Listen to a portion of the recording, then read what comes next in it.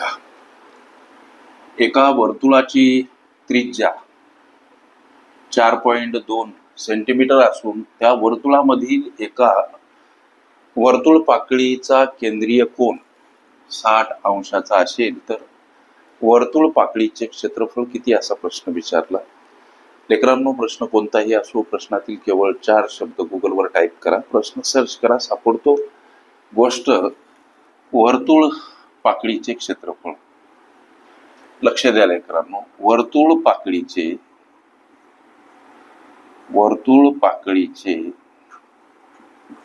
क्षेत्रफळ काढण्यासाठीच एक सूत्र आहे, जसं की थिटा आणि याला भागीला 360 याच्यासोबत गुणिला असतात पाय आर वर्ग हे पद.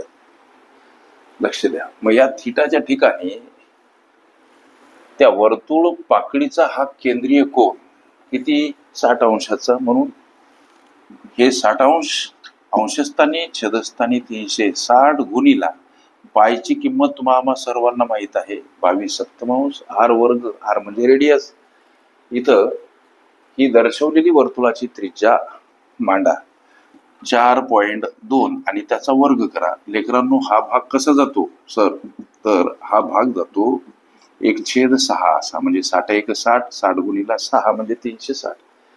पुढे चला सर, 22 सप्तमांश आणि 4.2 चा वर्ग म्हणजे काय, तर 17.64. लक्ष द्या, पटल्यास करून पहा. पुढे चला, आता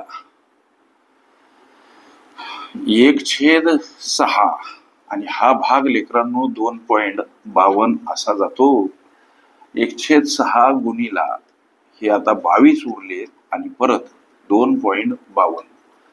आता 1 गुणिला 22 गुणिला 2.52 छेदस्थानी 6 अंशातील हा गुणाकार 55.44 असा, छेदस्थानी 6 आणि हा भाग 9.24 असा जातो.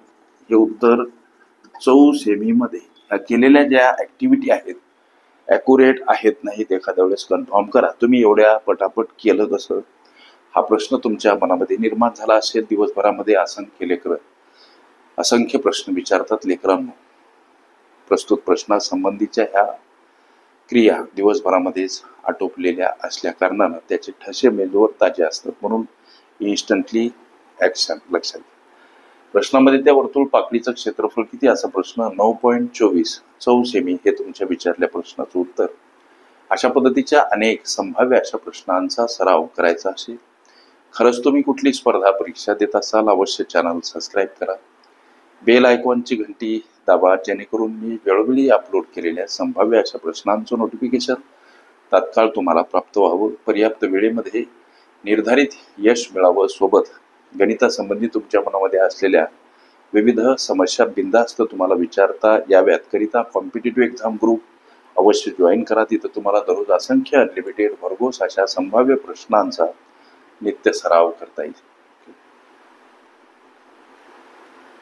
वर्तुळावरील उदाहरणे सोबत वर्तुळ पाकळीचे क्षेत्रफळ ह्या माझ्या प्लेलिस्ट अवश्य बघा. त्यामध्ये विविध स्पर्धकांनी विविध अंगांनी विचारल्या संभाव्य अशा असंख्य प्रश्नांचा सराव तुम्हाला करता येईल.